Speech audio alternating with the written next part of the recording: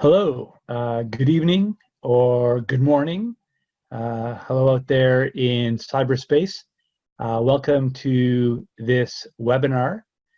My name is David Eisen. I'm a dentist. I have an anesthesia-based dental practice in Toronto, treating people who have special needs with respect to their dental care.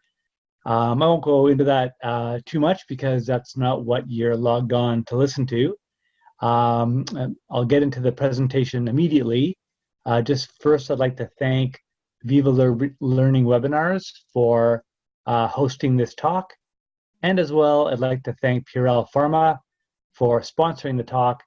They are a large local anesthetic manufacturing company. And the reason they are sponsoring this talk is because they make a product called OraBlock, which is a type of articaine, which I will be talking about in about the middle of this presentation. There'll probably be a Q&A at the end. I'll try and make time for that. And I'm told that there are people logged on from all over the world, so welcome. Without any further ado, I will begin the presentation, which is called The Anatomy of Local Anesthesia.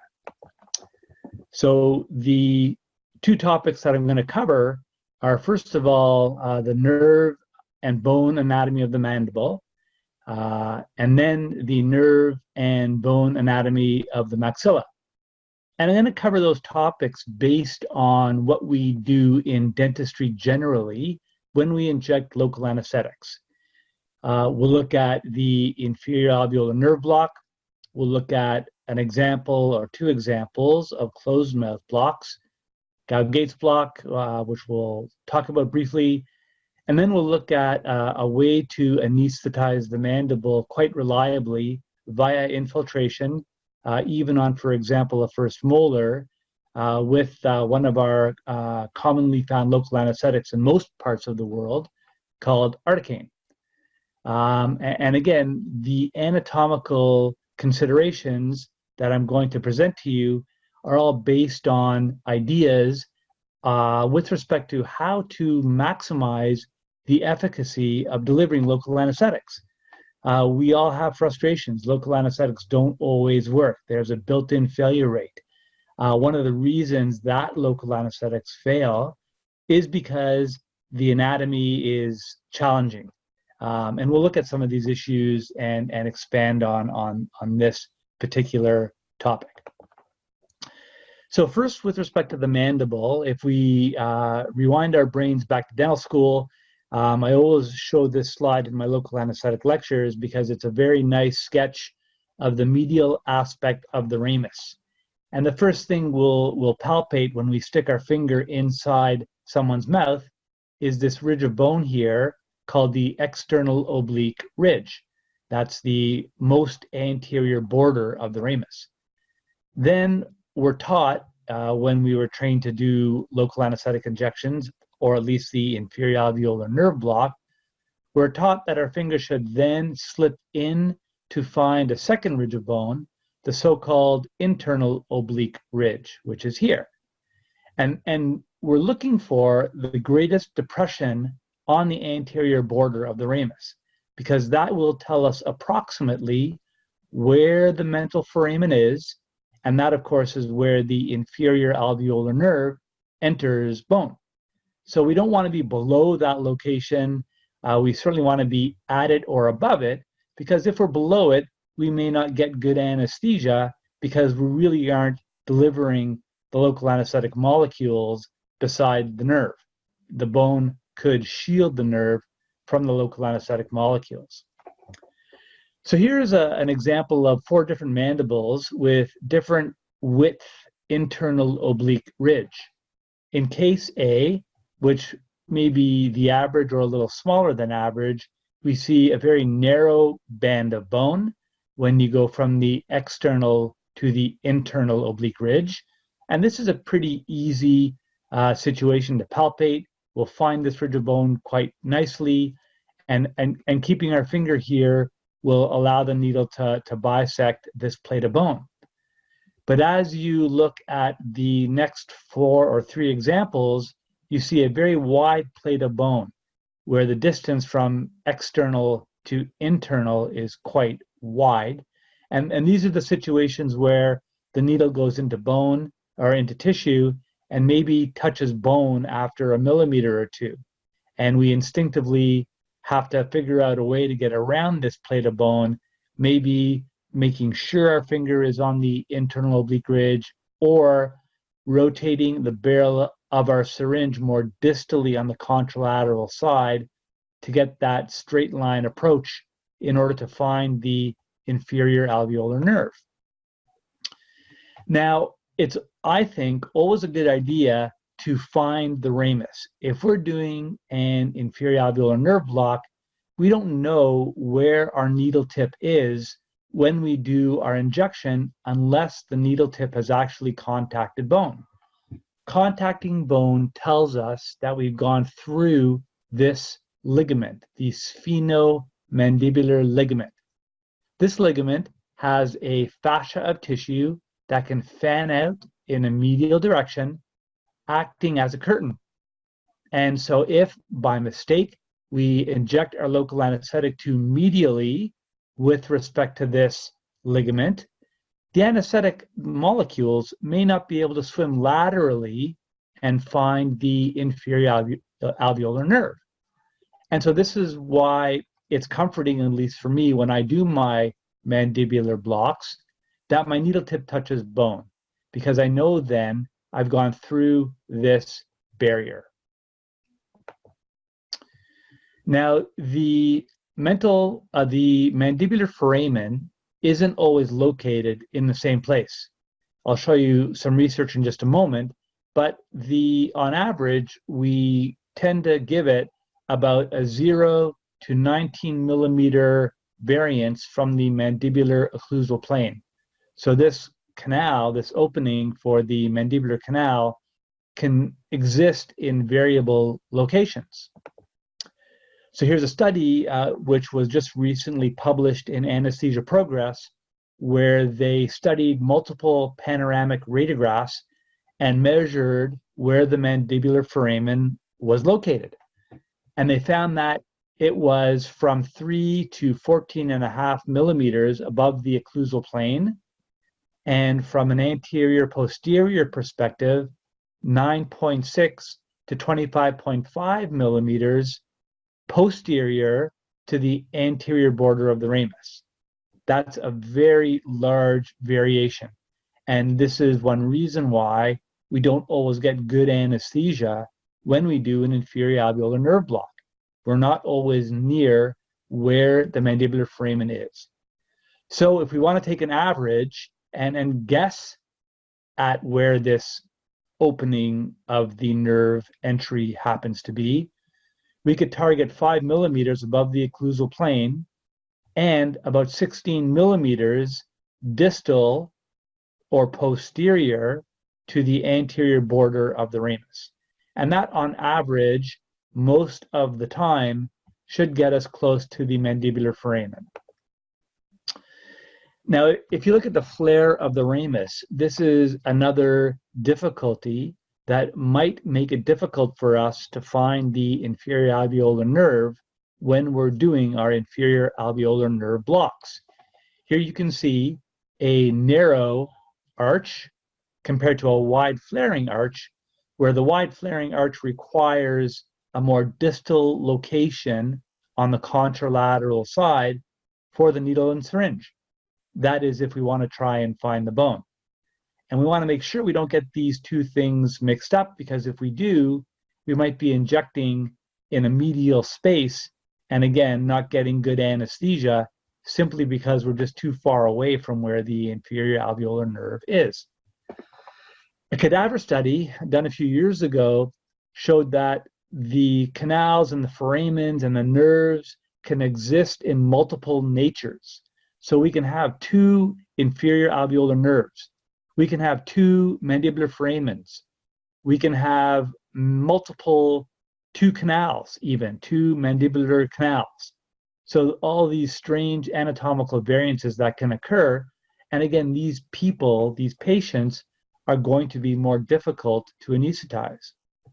One interesting variation in the mandible with respect to anesthesia is that there are foramen that exist on the retromolar side, so on the lingual side of the ramus, near the molars or the premolars, and I'll show you a cadaver example of that and discuss when I show it to you why that could be a factor with challenging anesthesia. So here, another consideration besides nerves and bone is the vasculature. If we obviously inject our local anesthetic into a vessel or vein, obviously we're not going to get any anesthesia because the local anesthetic is just washed away from the site via whatever vein we injected the local anesthetic into. So this is why using aspiration techniques, especially for injections that are in vascular areas like the inferior alveolar nerve block, we should always make sure that we're not in a vessel, and the only way to be very sure is to actually aspirate and use a 25 gauge needle, because that is the only needle that has a lumen size that is very reliable when we are inside a vessel and we depress the aspirating ring of the syringe. So let's look at the anatomy of the mandibular nerve. Again, this is stuff that we all learned in dental school, but when we are doing our anesthesia, we're not thinking about this. You know, our patient is opening up their mouth and we're simply injecting the anesthetic without being mindful often of the anatomy of the mandibular nerve. So the mandibular nerve is one of the three branches of the trigeminal nerve.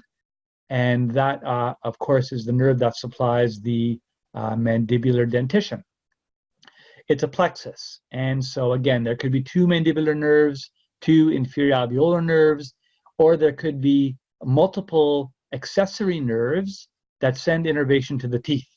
So it isn't just a string that comes down into the bone and enters the alveolar area and sending twigs up to the teeth. It's not like that at all.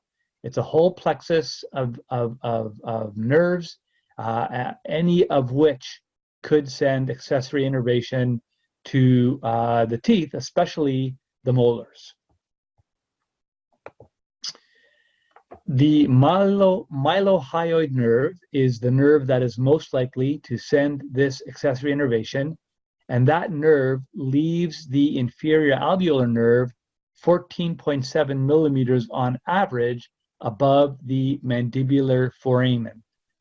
So if our patient has accessory innervation to their teeth from the mylohyoid nerve and we give a low inferior alveolar nerve block, we may not anesthetize those accessory nerves which are going to the dentition.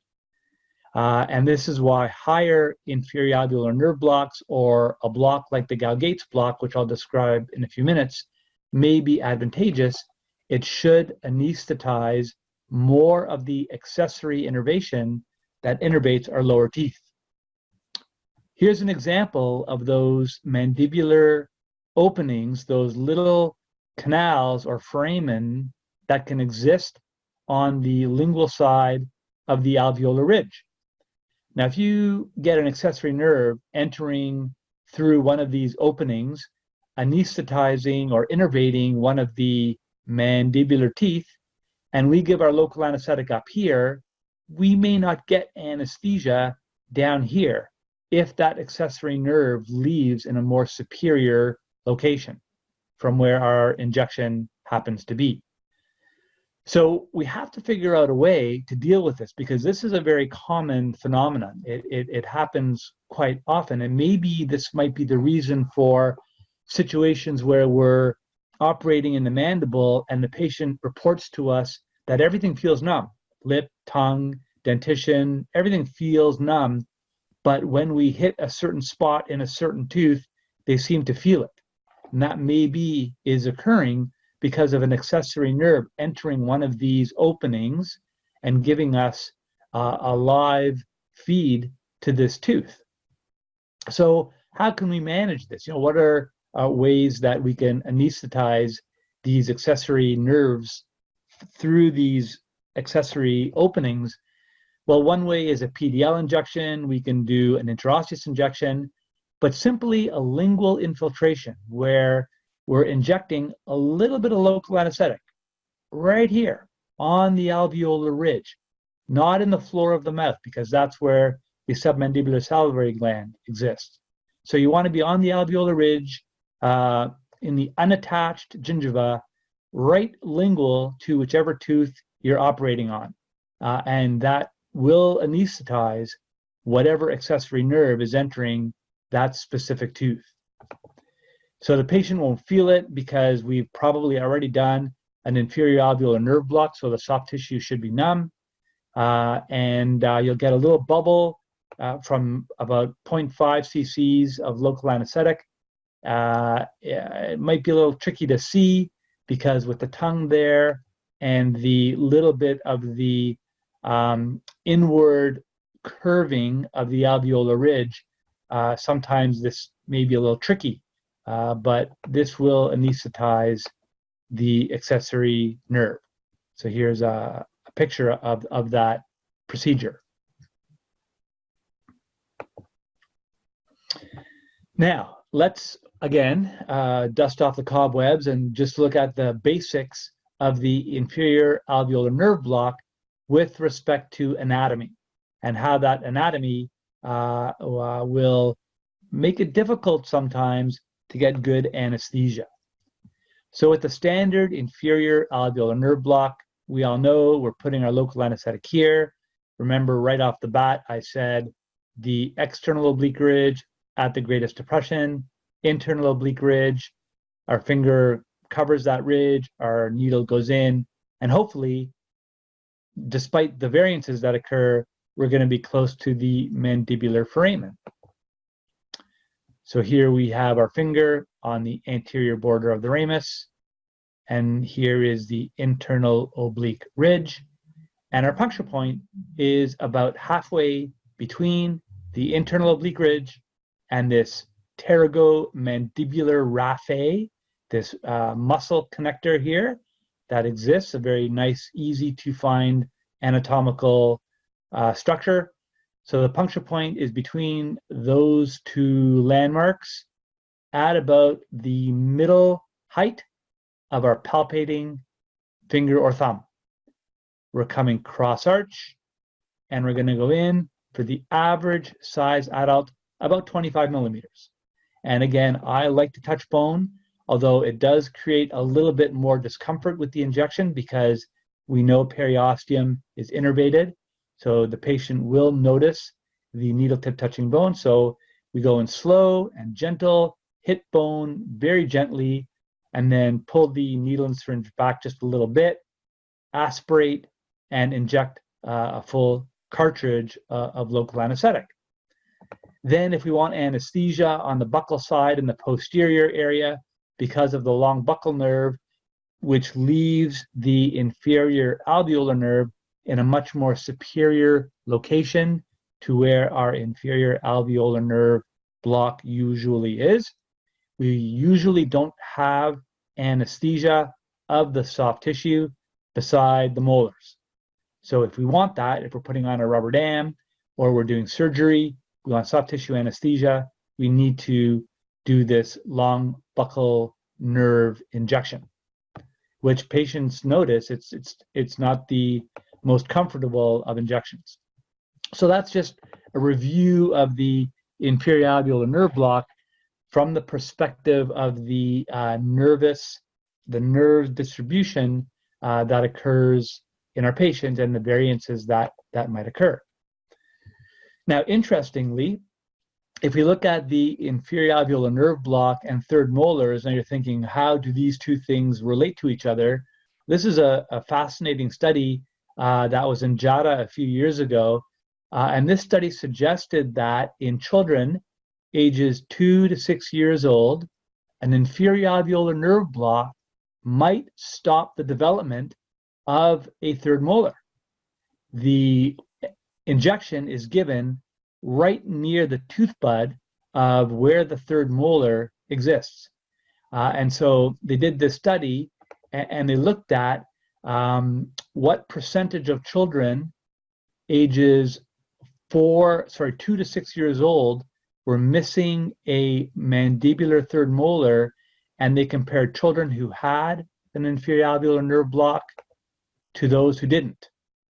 And they found that the children who didn't have an inferior alveolar nerve block only had about a 2% incidence of missing one mandibular third molar, whereas children who had an inferior alveolar nerve block had almost an 8% incidence of missing their mandibular third molar. Now, this isn't necessarily bad for the third molars. I would argue that this is okay, except that it speaks to the maybe toxicity or the strength of the local anesthetic solution. These aren't benign drugs. They have a certain pH to them, and some of them are very acidic, especially if we use solutions with lidocaine and preservative. And maybe the acidity of that solution or the toxicity of local anesthetic stops the development of the third molar. So it's kind of interesting, kind of like something to keep in the back of our minds and really think about the fact that we're not injecting water here, we're injecting a drug which does have an effect. Now, another way to give a block in the mandible is with the patient's mouth closed. So here we can look at two different examples. It's called the Vazirani Akinosi. It's two different names for the same injection. This is basically a technique where we are injecting local anesthetic along the mucobuccal area of the maxilla. And these are obviously advantageous mostly for people who can't open their mouth. If you're doing surgery on somebody who has a severe pericoronitis around a lower wisdom tooth and they can't open their mouth, or somebody with severe TMJ issues, and again, they just can't open wide enough for us to landmark, this is a very nice technique to use. Good for large tongues also. A large tongue can also obliterate the landmarks that we have to do. Now, it's probably a little less painful to give a closed mouth block because the tissues are relaxed. And the study suggested that, although not statistically significant, but it may be a little less painful to give a closed mouth block compared to an injection when the mouth is wide open. Now, you'll see in my slides anatomically, these injections can be tricky. Sometimes it's hard to landmark these because of certain anatomical structures that I'm going to show you in a minute. They get in the way. And also, whenever we're injecting more medially in the pterygomandibular triangle, we have to watch out for a branch of the maxillary artery that may exist in some patients. So if we're going to touch an artery, this is an injection that is probably most likely for this to happen. Although a rare incidence, in some patients, they have a looping branch of the maxillary artery that could exist higher up in the pterygomandibular triangle in a more medial area. So here we're just going up about 10 millimeters with a closed mouth approach with respect to the inferior alveolar nerve block is down here, and the closed mouth block a little higher up here. So comparing the two techniques again, we're close to the mandibular foramen with the inferior alveolar nerve block, and again about 10 millimeters higher with the closed mouth approach. But that might be good because again, the mandibular foramen might be higher anyways. Here from a lateral perspective, you can see with the mouth closed, the needle and syringe will travel into the mouth almost along the root apices of the maxillary teeth. So that's about the height of our injection. The mucogingival line in the maxilla is also another good landmark. We would just go in parallel to the mucogingival line, and I'll show you that in just a second. We should, again, keep our finger on the internal oblique ridge. There's a tendon here called the temporalis tendon. Keeping our finger on this ridge of bone will help the needle bypass this structure. If the needle gets into it, it'll hurt. It's a painful connection between the needle and the tendon. So having our finger there helps avoid that. To help open up the bony space between the ramus and the maxilla, it helps if the patient is able to open slightly and excurd laterally towards the side of the injection. You can see with this slight opening and excursion laterally, the ramus moves away from the maxilla, giving us more space. We're going right into this space here in order to deposit the local anesthetic. There's no bony endpoint with a closed mouth block, and that's one of the difficulties. Gauging the depth is sometimes tricky.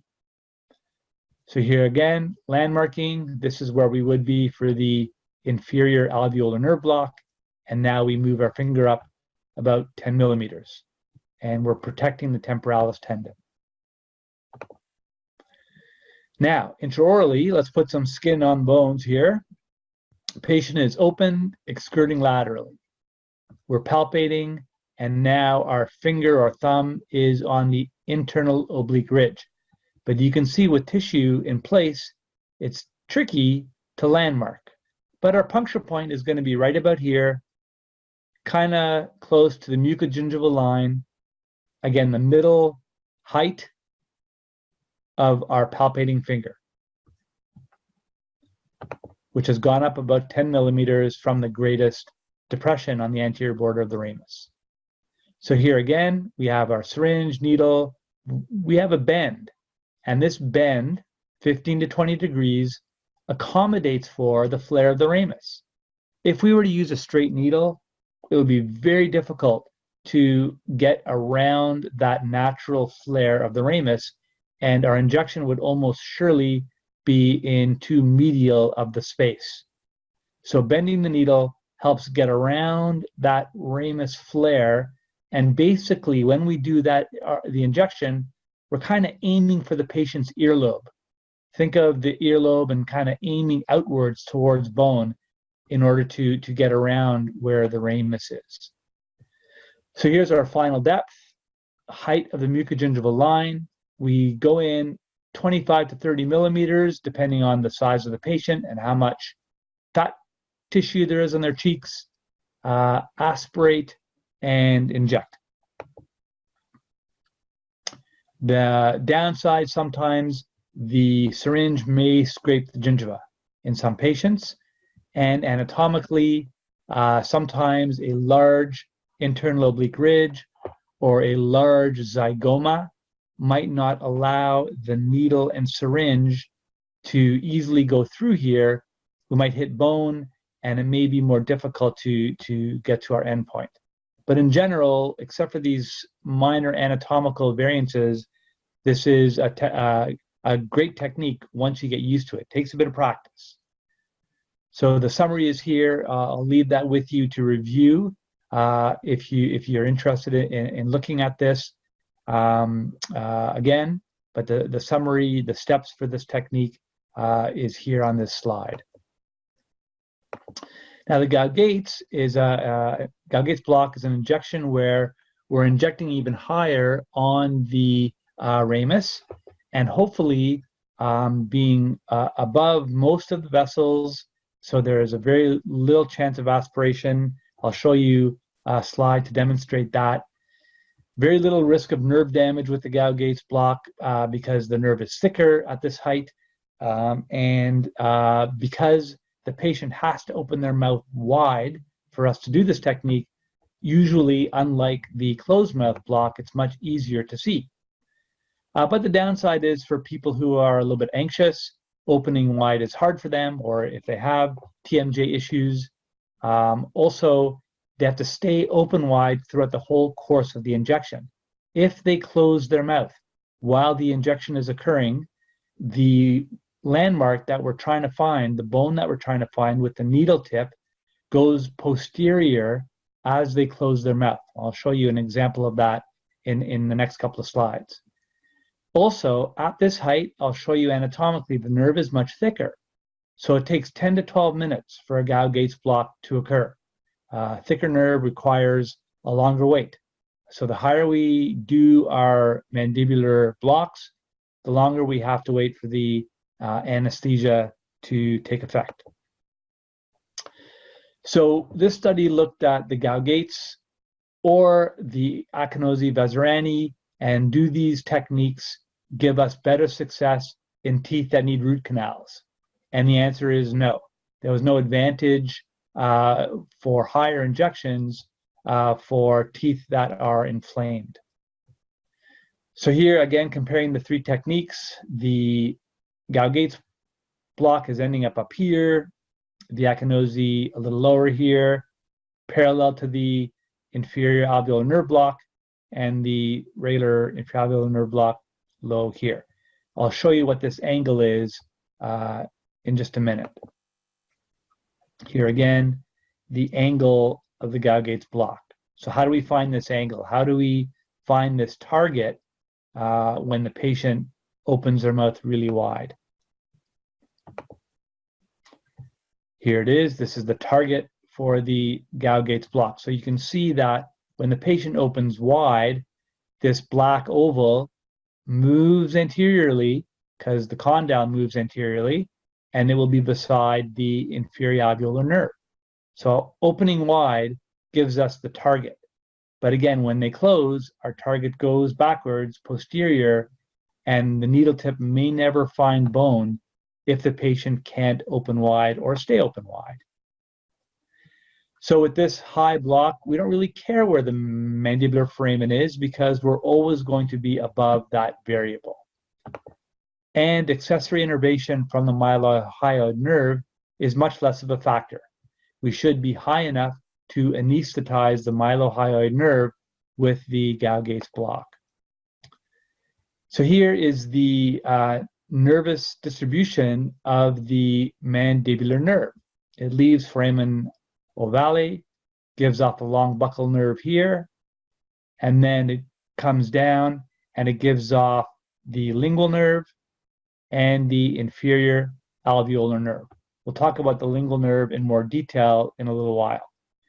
So here we have the inferior alveolar nerve entering bone, and our inferior alveolar nerve block about here, our Gauguet's block where the condyle is, we're below the condyle, but it's about here. And again, look at the thickness of the nerve here compared to here. And this is why higher blocks may take 10 to 12 minutes.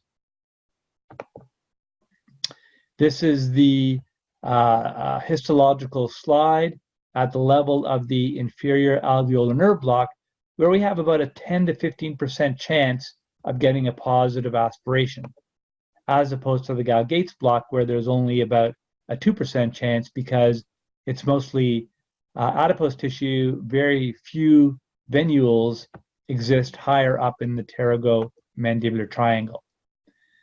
So here's that angle that I was talking about, from the corner of the mouth to the tragus of the ear. We're trying to find that angle to get to where that plate of bone is on the ramus. So our patient opens wide, and intraorally, we're going to make sure our syringe is parallel to that line from the tragus, from the corner of the mouth to the tragus of the ear. That helps us find our target. So we palpated. Again, our finger is on the internal oblique ridge, about 10 millimeters higher. We're still taking the same puncture point, 10 millimeters higher, between the internal oblique ridge and the pterygomandibular raphe. The summary for that technique is here. You can review it at your own leisure if you are interested in trying this technique clinically. I'd recommend it. This is my go-to injection. Unless I'm in a huge rush and I don't want to wait, this is the technique for me, I think, because of the surety of touching bone and anesthetizing accessory innervation. Let's look at articaine and take a look at this local anesthetic and how we can use this drug anatomically in a interesting way. So how does the anatomy of the bone and nerve affect the use of articaine? Articaine is a local anesthetic that many of us have. It's like any other local anesthetic with respect to it being an amide-based drug, like lidocaine or prilocaine or mepivacaine or bupivacaine. They're all the same. Articaine, though, molecularly is a little different. I'll show you how that is in a second. Also, articaine is mostly metabolized in the blood by an enzyme called plasma esterase, as opposed to the other local anesthetics, which are metabolized in the liver. So for people with liver disease, people with alcohol issues, or any type of metabolic liver problem, using articaine is good because they can metabolize it. Now, if they have a pseudocholinesterase deficiency, they can still have articaine because the liver will take over as a secondary metabolic pathway. And pseudocholinesterase deficiencies, people have these, usually they find out about them after they've had a general anesthetic, and it takes them an extra long time to wake up because their body couldn't metabolize succinylcholine, the paralytic agent, as a result of this enzyme deficiency. So, but people who have it, it's okay. They can still have articaine safely because liver will take over. The half-life of articaine is faster. I'll show you the other half-lives of the other local anesthetics. So it is metabolized more quickly. But remember, it's a 4% solution. So we're injecting twice as much of it as compared to a 2% solution. So keep that in mind. Despite the fact that it's metabolized faster, it's still quite a concentrated solution. So let's take a look at a few things with respect to articaine. Here is the molecule of lidocaine. All of our amides have this benzene ring, except for articaine, which has a toluene ring, 5-sided instead of 6-sided. Articaine also has an extra ester link, and it may be this structure, these structures, that give articaine better efficacy in certain situations for dentistry. So here we have amides metabolized by liver enzymes, esters like benzocaine, a topical anesthetic, metabolized in the blood by an enzyme, articaine by both. Now remember, with respect to half-life, even though half-life means 50% of the drug is metabolized, it doesn't mean that it's safe to re-inject more. It's only a guide. And we have to know the drugs that we're using. Some drugs are not safe to inject at the half-life time. It's not until 4 half-lives have occurred that most of the drug has been eliminated. So keep that in mind. The half-lives of our other local anesthetics are much longer than 20 to 40 minutes. You get at least an hour and a half to up to 3 to 4 hours for your bupivacaine. Much slower breakdown. So we can't inject more of it sooner. We have to wait longer to re-inject those drugs. This study looked at using articaine as an infiltration agent in the mandible. And again, Purell Pharma, the sponsor of this talk, they have an articaine called Orablock. So their articaine Orablock can be used as an infiltration drug in the mandible and get pretty good success as an infiltration drug. 75% anesthesia on second molars, 87% on first molars, 92% on second premolars, 86% on first premolars. Much lower efficacy when lidocaine is infiltrated in the mandible. So you can see the study shows that articaine as an infiltrating drug in the mandible has pretty good success. In fact, maybe as good success as an inferior alveolar nerve block, which has about an 80% success rate in the literature. So we're doing pretty good if we use articaine as an infiltration drug, according to our studies. Also, if we have a failed inferior alveolar nerve block, if we inject with articaine, 88% of the time, we're going to get anesthesia on a first molar. Only 71% of the time if we use lidocaine. So after a failed inferior alveolar nerve block, using articaine as an infiltration drug will give us better anesthesia than if we use lidocaine. Lots of studies in the literature comparing articaine to lidocaine. Articaine always outperforms lidocaine in the mandible for infiltration. And if you look at central incisors and lateral incisors, again, articaine outperforms lidocaine. And these results are all statistically significant. To maximize this effect, if we use articaine 1 in 100,000, maybe the higher concentration of epinephrine will keep articaine around for a longer time and allow it to penetrate the buccal cortex. So I do use 1 in 100,000 articaine for my infiltrations in the mandible. Choose smaller patients with thinner cortex, kids. Most of the time, females will have a thinner buccal cortex in the mandible. You know, it's not going to work for some a male who's 6'9" and has this big, huge, thick buccal plate beside a second molar. So choose your patients accordingly, and you should get pretty good success using articaine as an infiltration drug in the mandible. Another reason to infiltrate in the mandible is for people with bleeding disorders. We want to avoid doing inferior alveolar nerve blocks if possible, because that is a vascular injection. And of course, we don't want to get into a vessel in somebody who has hemophilia and cause a significant bleed. So I'm just going to bypass a few things.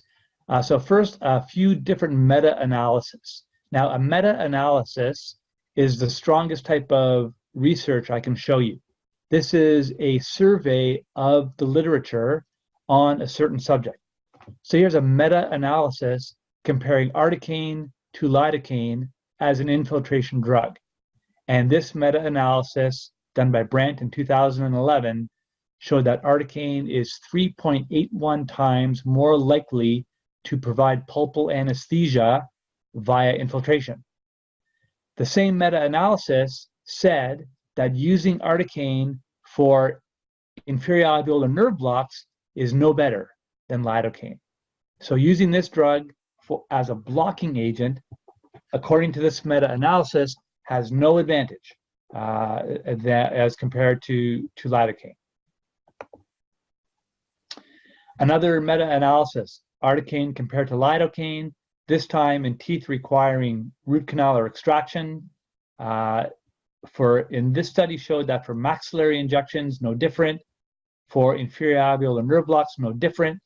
But for mandibular infiltrations, and again, mandibular infiltrations after a failed inferior alveolar nerve block, articaine is better. And the final meta-analysis, articaine compared to lidocaine, again for teeth requiring root canal. This survey looked at 20 studies, and articaine was better in all of them for pulpal anesthesia and worked faster and, according to the researcher, had fewer adverse events. Why is articaine better for infiltration? It's not because it's a 4% solution, because if you compare articaine 4% with lidocaine 4% and prilocaine 4%, articaine is still better.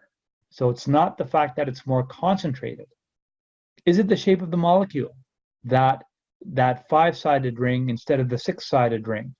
Is it the extra ester chain that makes it more lipid soluble and therefore better able to penetrate the fatty layer of a nerve?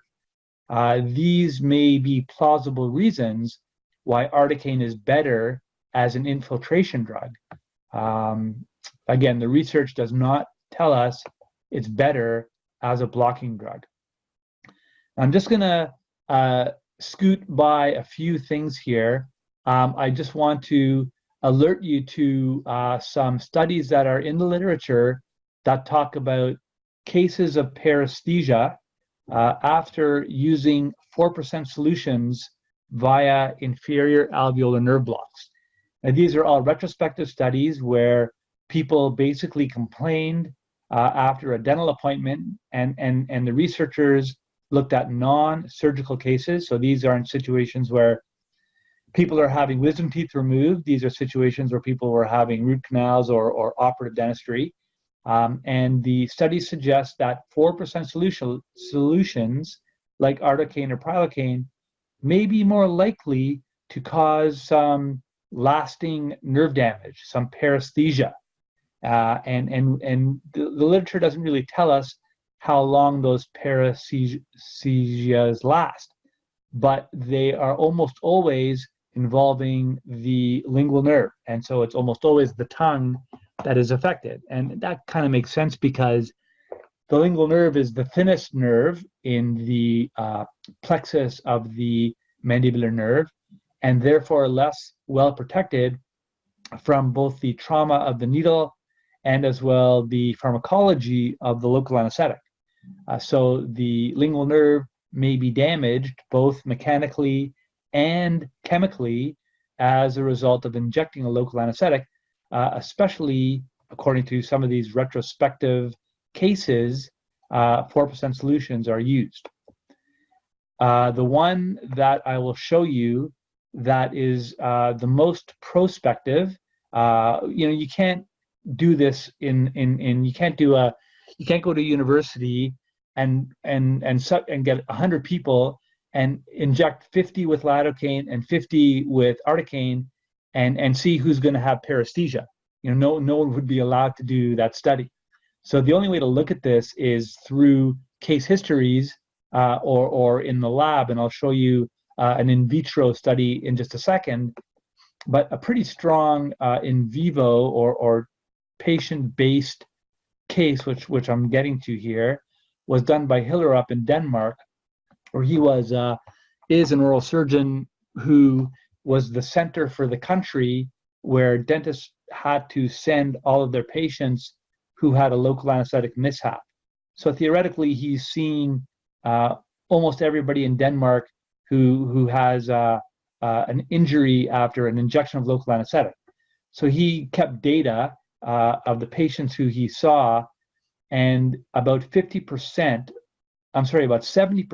of the cases who he saw that had lingual paresthesia or numb tongue after surgical or not surgical, after restorative dentistry, 70% of the time the dentist used 4% articaine. Now, they don't have 4% prilocaine in Denmark, so that wasn't a factor. In North America, 4% prilocaine has been shown to cause the same phenomena. So, 4% solutions could cause this issue.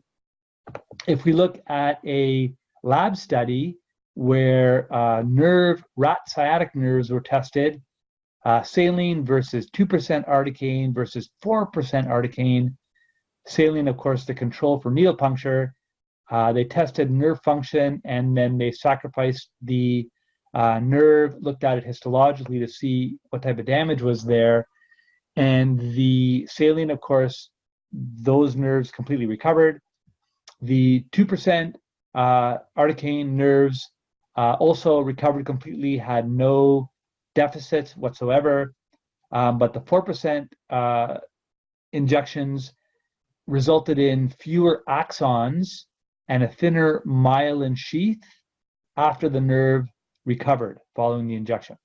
So, and this was done by the same oral surgeon from Denmark who had that center where he saw his patients coming to him after local anesthetic injections. Now, the lingual nerve, it's sensory, secretory, and motor. And so the deficits that occur are such if that nerve is damaged. Now, of course, that damage can happen surgically. About 0.6 to 2% of surgical removal of wisdom teeth can result in lingual nerve damage. We now know that it's possible that 4% solutions might be involved. And of course, traumatic nerve injury is a factor as well, where 1 in 27,000 blocks, up to 1 in 800,000 blocks, can lead to some nerve damage of the lingual nerve when we do an inferior alveolar nerve block. Now, because my time is running short here, we're getting towards the end. I don't want to miss the maxilla. So I'm going to go until 8 o'clock, so 10 more minutes. And then I'll open the line up for 5 minutes of questions. So hang in there. I'm going to go fast here and talk to you about the maxilla. And again, kind of rewind your brains with respect to things we learn in dental school, but don't think about when we inject our local anesthetics. Now, remember, the maxillary nerve. This nerve is one of the 3 divisions of the trigeminal nerve, and there is the ophthalmic nerve, there is the maxillary nerve, and there is the mandibular nerve. This only shows the maxillary nerve, one of those 3 divisions from the trigeminal ganglia. The maxillary nerve has 3 sections to it. The first section is in the pterygopalatine fossa, so right up here. And that section of nerves supplies the side of the face. It supplies the posterior teeth via the posterior superior alveolar nerve.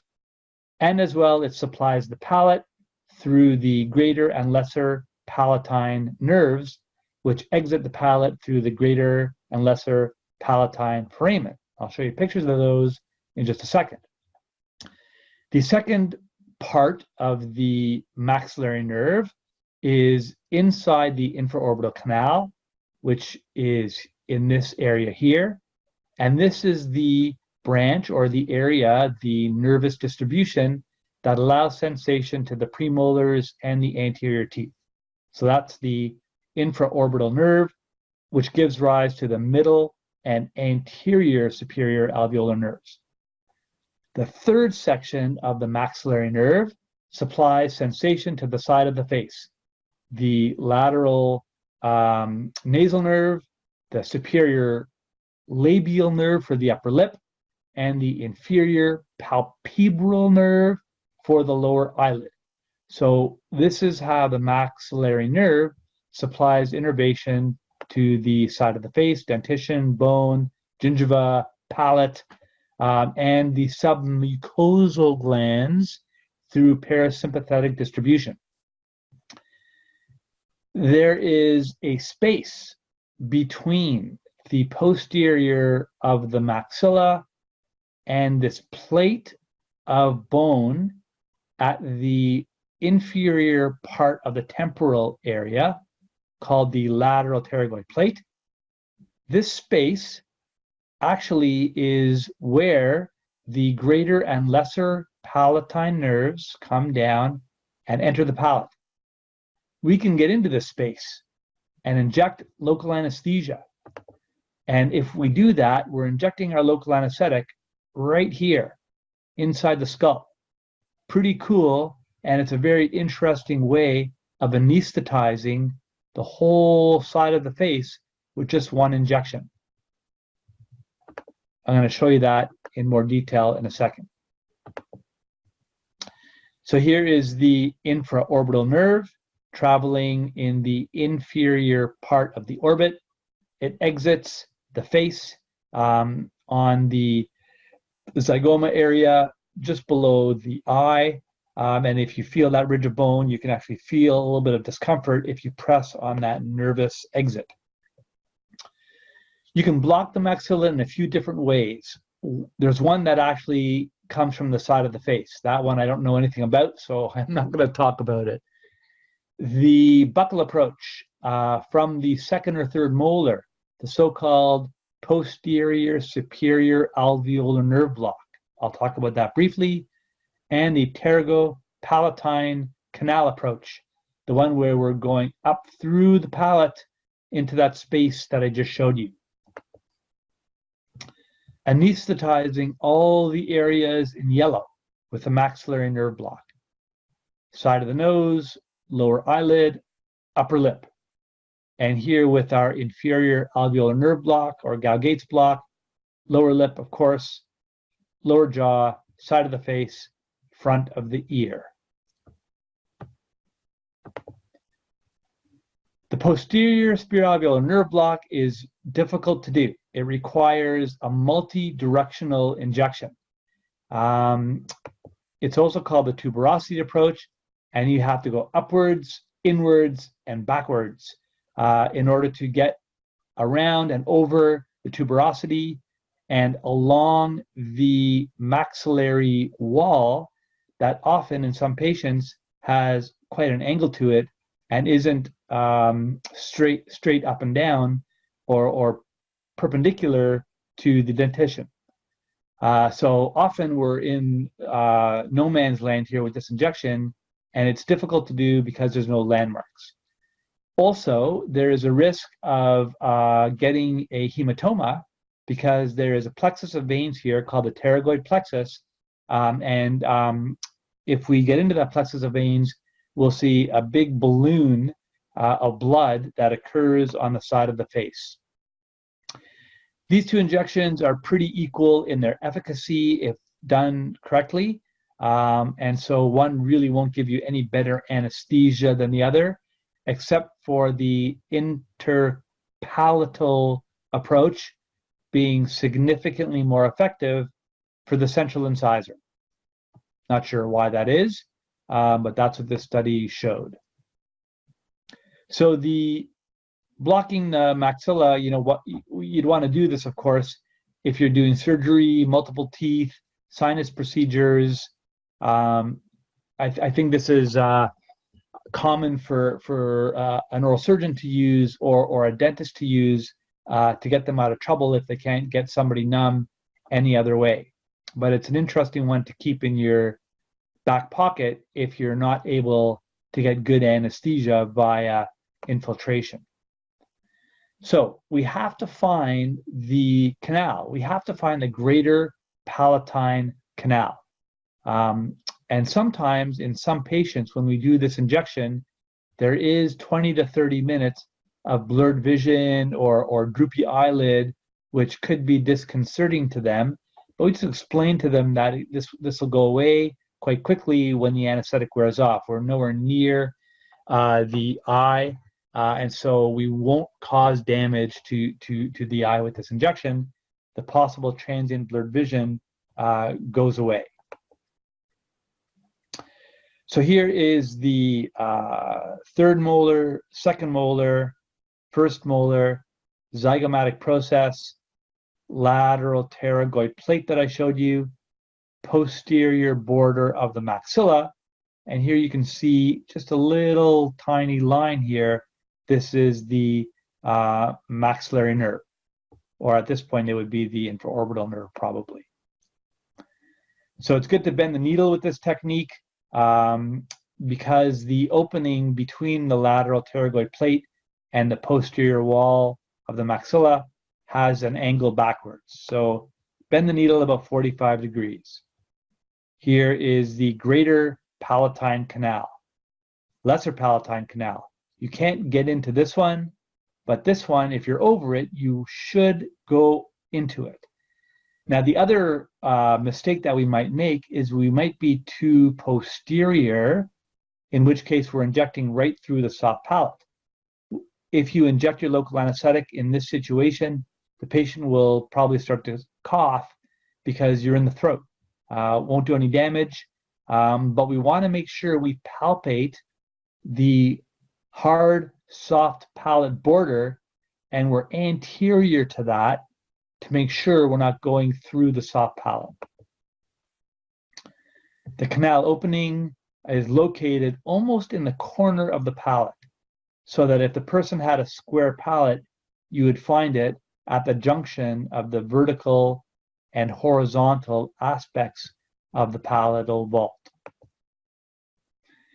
So again, I'm sort of running out of time here, and I'm not going to spend a lot of time describing the technique because this is something that you can take the time and go over yourself. But there's a whole set of steps that one should go through in order to find the opening of the greater palatine canal. Most importantly, the two most important are being 2 to 4 millimeters anterior to the hard soft palate border, and it's almost always going to be distal to the middle aspect of the second molar. So when we learn what our landmarks are and we get our patient, we can kind of draw a little map on their palate and find the location of where this canal opening is going to be. Some people even have a dimple right over the opening of the greater palatine foramen. So here you can see we're going to be more in the distal half of this circle in most people. And giving a little bit of local anesthetic on the palate in order to anesthetize the soft tissue will allow you to use the needle a second time as a probe. The patient won't feel pain as you probe the area with the needle and try and find where that opening is. So read about it, make sure you know the landmarks and the anatomy and the side effects that occur with it before you try it. But this is a very interesting way of anesthetizing the maxilla. To summarize, before I open it up for questions, local anesthetics aren't always effective. Having a sound knowledge of the nerve and bone anatomy will certainly enhance our ability to give people good anesthesia. And articaine is a good local anesthetic and is shown, because of the anatomy and the pharmacology of the drug, is a better infiltrating anesthetic. Thank you very much. Sorry I went fast. I packed a lot in a very short time. So I will now open this up to questions. So I'm going to wait for some to come in and I'll read them when they come. So here's the first question. How many times should we aspirate in one carpule? So with one carpule, I usually aspirate 2 or 3 times when I'm doing an inferior alveolar nerve block. Let's see, where is another question? Is it safer to use articaine in the maxilla than in the mandible? I would say that it's safe to use in both maxilla and mandible. Use it as an infiltrating drug and it will be equally as safe. As a blocking agent, if you decide to use articaine for an inferior alveolar nerve block, I'd recommend doing a Gauss-Gates block where the nerve is very thick and you're well above the lingual nerve, and so damage to that nerve is much less possible. Let's see, where is another question?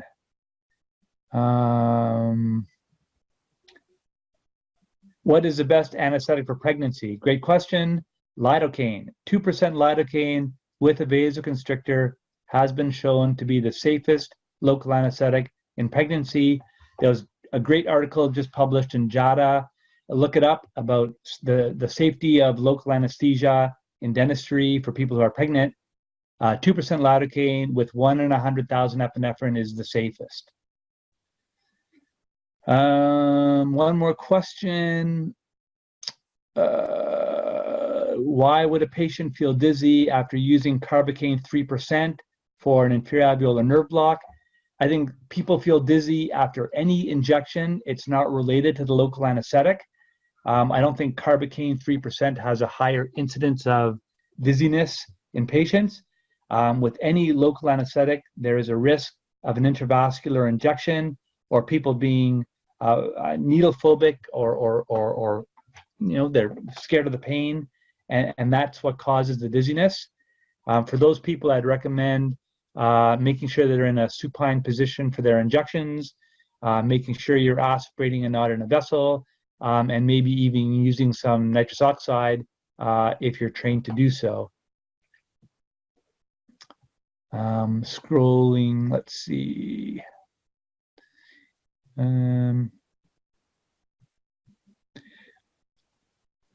sorry, I'm just trying to, there are a ton of questions. I'm trying to pick the ones that are pertinent to the topic.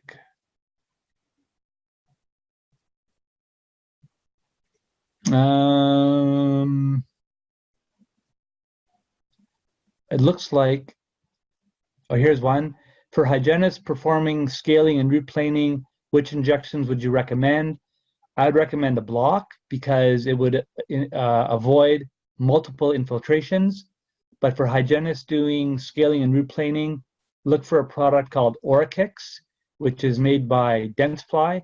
This is an intrasulcus anesthetic that you squirt into the sulcus. Any hygienist can use it. They don't have to be certified to give local anesthetic injections. It's a local anesthetic. It goes into the periodontal sulcus, anesthetizes the soft tissue, and it makes scaling and root planing significantly more comfortable. All right. Thank you very much. I appreciate all of you listening. Be well, and maybe you'll hear me again one day. Thanks again. I'm signing off.